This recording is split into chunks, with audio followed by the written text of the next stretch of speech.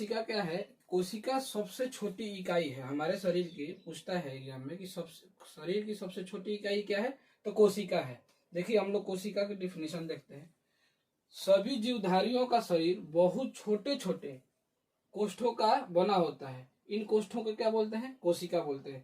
कोष्ठों यानी कि जैसे मान लीजिए मेरा नाखून है, नाखून में एक अलग सेल है, नाखून बनाने वाला सेल अलग है, आंख बनाने वाला सेल अलग है, आंख में आंख का सेल है।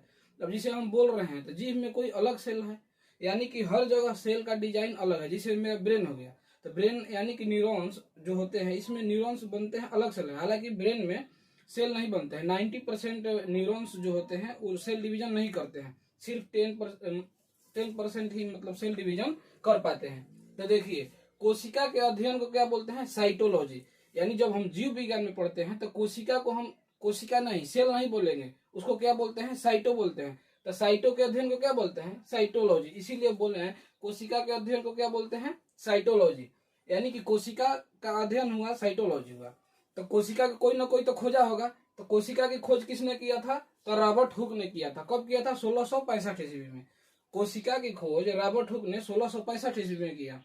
तो कोशिका के सबसे पहले रॉबर्ट हुक ने खोज किया तो वो डेड सेल में यानी मृत कोशिका में किए थे। रॉबर्ट हुक जब कोशिका की खोज किए तो वो मृत कोशिका में किए थे। मृत कोशिका में रॉबर्ट हुक ने खोज किया था सेल का। सबसे पहले इन्होंने किया, और कब किया? 1665 ईस्वी में किया। तो जीवित कोशिका की खोज किसने किया? तो एंटोनियो ल्यूवेनहॉक ने किया, 1674 ईस्वी में किया था। एंटोनियो ल्यूवेनहॉक ने जीवित कोशिका की खोज ओनियन सेल में किया था, यानी प्याज के सेल में किया था। प्याज की कोशिका में एंटोनियो ल्यूवेनहॉक ने सबसे पहले खोजा था। अब देखिए कोशिका सिद्धांत किसने दिया? तो स्लाइडेन और स्वान ने किया।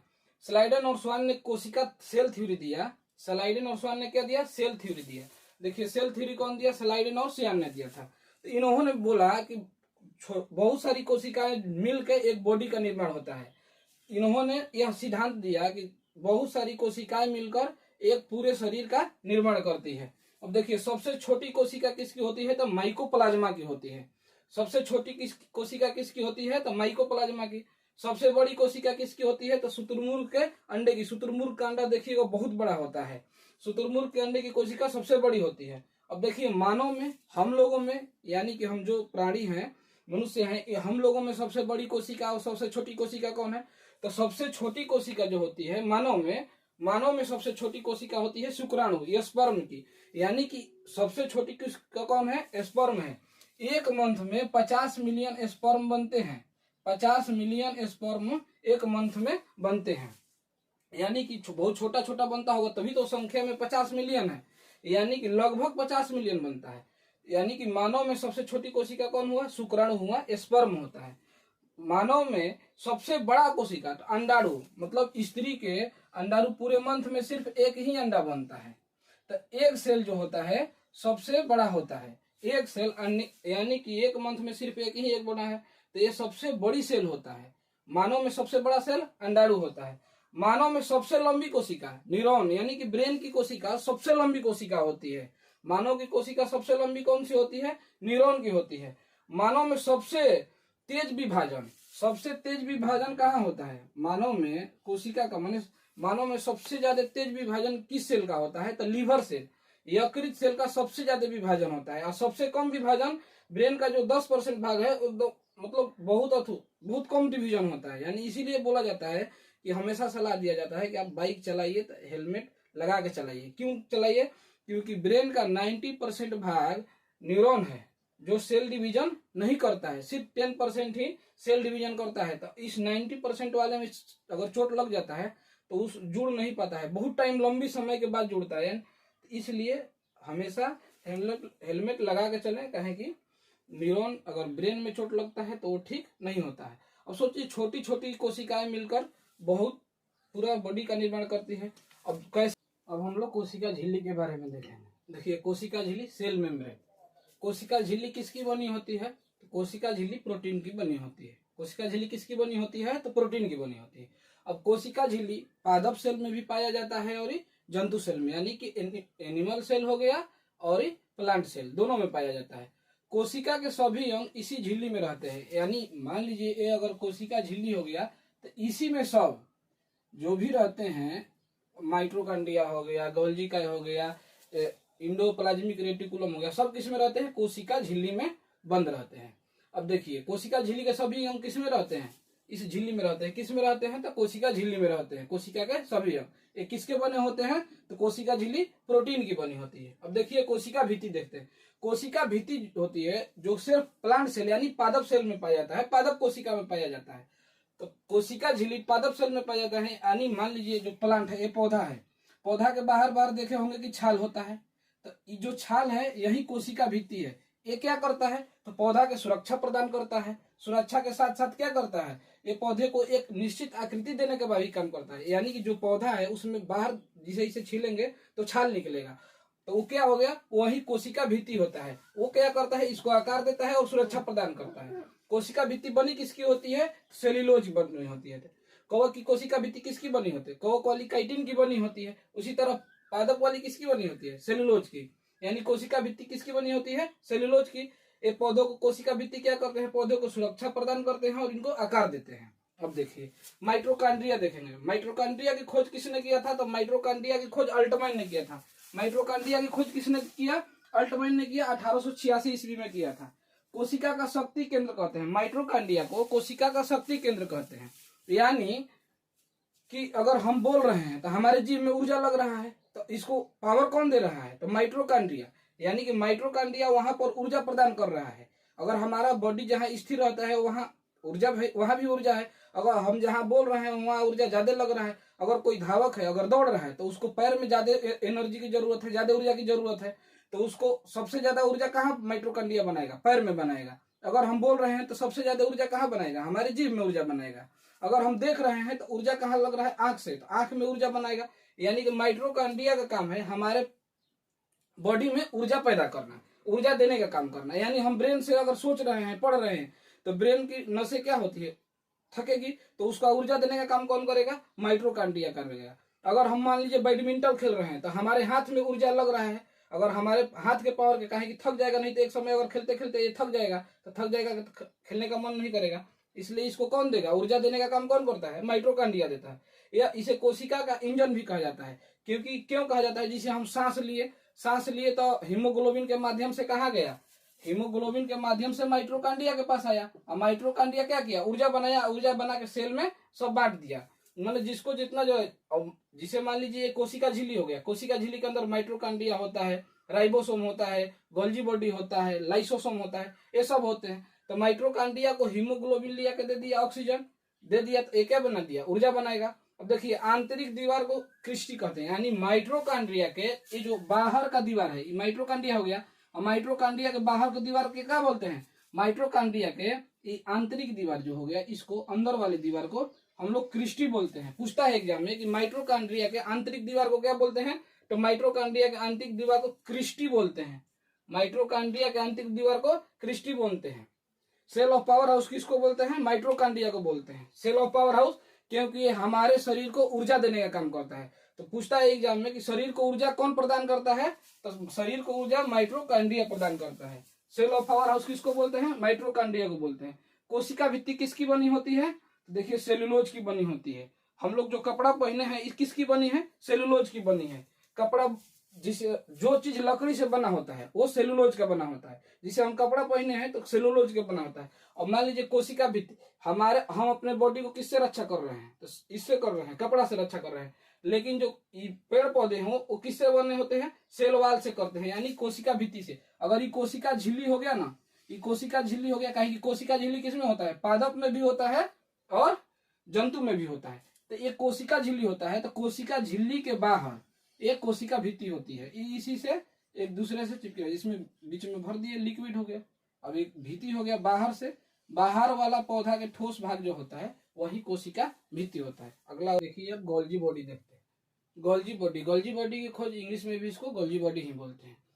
गोल्जी बॉडी की खोज किसने किया? कैलियो गोल्जी ने किया था। कैलियो गोल्जी कहाँ के थे? इटली के। देखिए एग्जाम में कुछ भी पूछ सकता है, इसलिए हम लोग हर चीज जानेंगे। कैलियो गोल्जी कहाँ के रहने वाले थे? इटली के रहने वाले थे। देखिए गोल्जी बॉडी क्या करता है? ये परिवहन करता है, यानी कोशिका का परिवहन।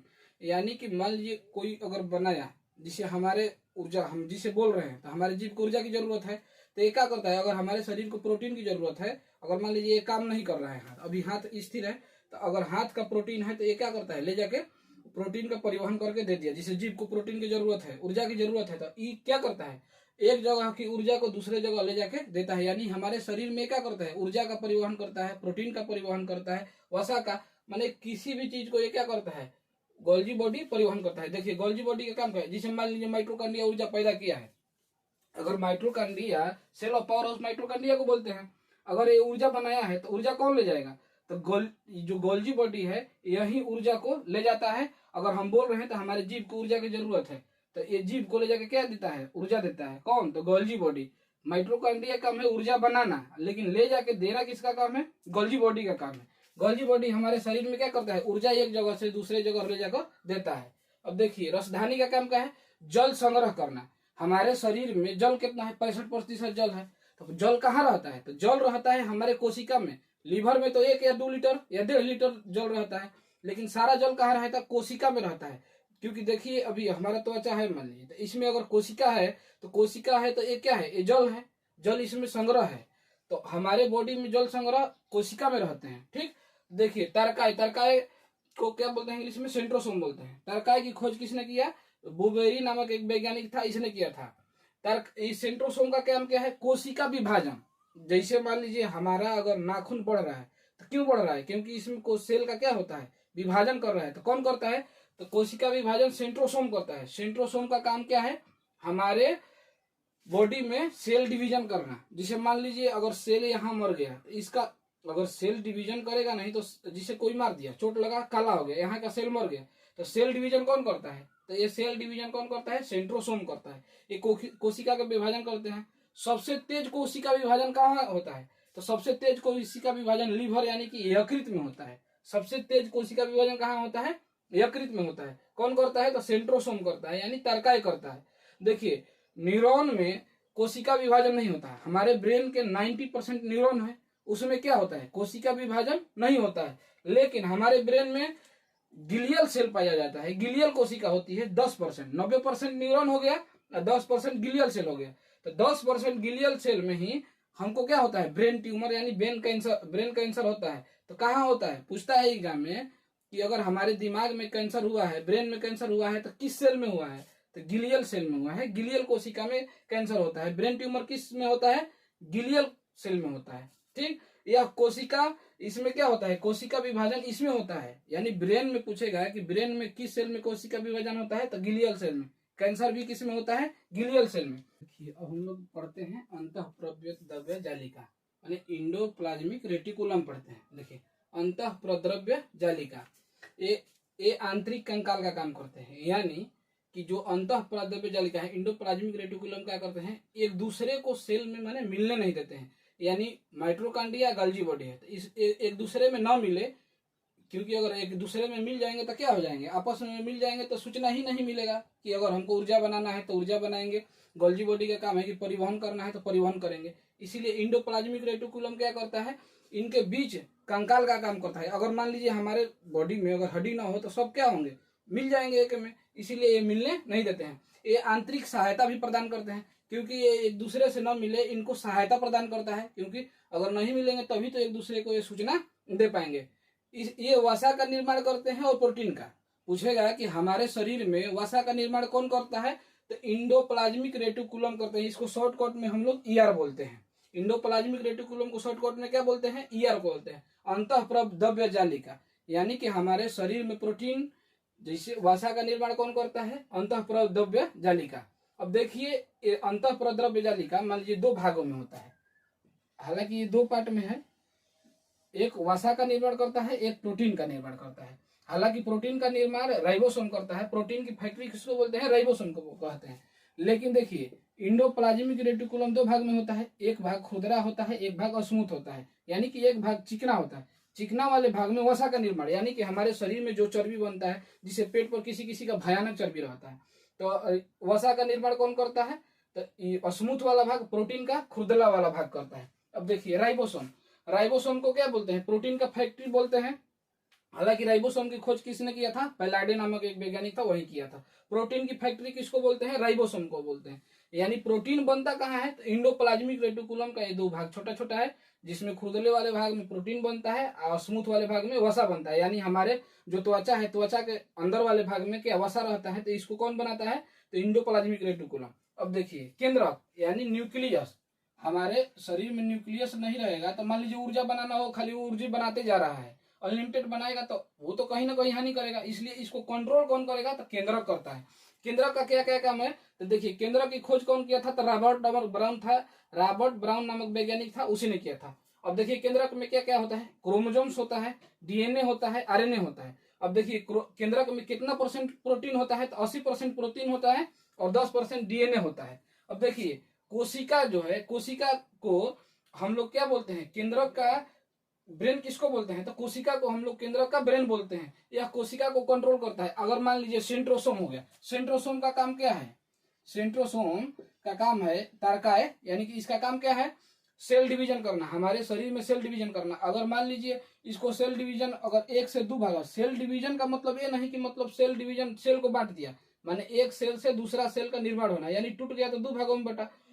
इसका एक कंट्रोल होना चाहिए ना सेल डिवीजन का, तो कंट्रोल कौन करता है, तो कंट्रोल करने का केंद्रक काम करता है। या नहीं तो अनलिमिटेड अगर सेल डिवीजन होते रहेगा तो ये क्या होता है, कैंसर बन जाता है, जिसे हम लोग अभी पढ़े हैं कि ग्लियल सेल में ब्रेन में कैंसर होता है। यानी अगर कंट्रोल नहीं करेगा केंद्रक तो ये क्या बनेगा, तो कंट्रोल अगर नहीं करेगा तो कैंसर का निर्माण होने लगेगा। इसलिए न्यूक्लियस का होना बहुत जरूरी है। न्यूक्लियस यह सूचना देता है कि कितना आपको मतलब सेल डिवीजन करना है। अगर वही नहीं सूचना मिल पाता है तो वही कैंसर का रूप बन जाता है। तो इसको हम लोग क्या बोलते हैं, ब्रेन बोलते हैं।